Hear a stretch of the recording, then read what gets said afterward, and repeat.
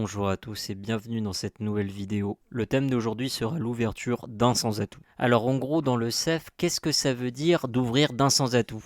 Eh bien la philosophie derrière tout ça réside en deux points essentiels. La première chose c'est d'avoir un jeu régulier et la deuxième chose c'est d'avoir un jeu solide. Qu'est-ce que ça veut dire d'avoir un jeu régulier? Alors nous avons trois types de mains régulières. Les mains 4-4-3-2, les mains 5-3-3-2 et les mains 4-3-3-3. Je vous les ai mis en ordre de répartition de la plus probable à la moins probable. La moins probable, c'est 4-3-3-3 avec à peu près 10,5%. 4-4-3-2, c'est à peu près 21,5% et 5-3-3-2, c'est à peu près 15,5%. Maintenant, parlons de ce que ça veut dire un jeu solide.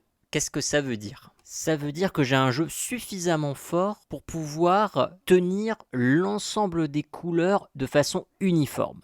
Donc si je fais mon ouverture d'un sans atout, je dois faire en moyenne 8 levées. Pourquoi en moyenne 8 levées? Parce que soit je réussis 8 levées et là c'est bon, soit ça se passe mal et j'ai une levée en moins et je réussis quand même à faire 7 levées. Et donc réussir mon contrat d'un sans atout. Avec 15 points dans la main, j'ai les résultats suivants. On a en moyenne 23,3 points et on est dans le palier de 2. Donc on sait que l'enchère d'un sans atout va se faire avec un minimum de 15 points. Regardons maintenant avec 17 points. Avec 17 points, on arrive en moyenne à 24,7 points lorsqu'on combine notre force avec celle de notre partenaire et on est toujours dans le palier de 2. Si on regarde 18 points, on sera à 25,3 points, ce qui est le palier de 3. Et dans ce cas-là, je sais que le maximum de l'ouverture de 1 sans atout, ça doit être avec 17 points. Parce qu'avec 18 points, c'est trop de points. En résumé, pour ouvrir d'un sans atout, il faut un jeu régulier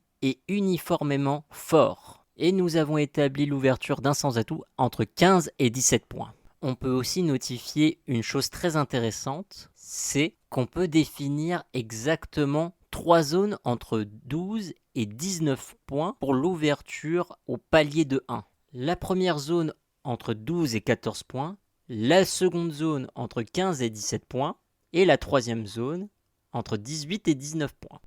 Merci beaucoup d'avoir regardé cette vidéo, j'espère qu'elle vous aura plu. N'hésitez pas à faire des commentaires et à poser des questions, et moi je vous dis à une prochaine fois.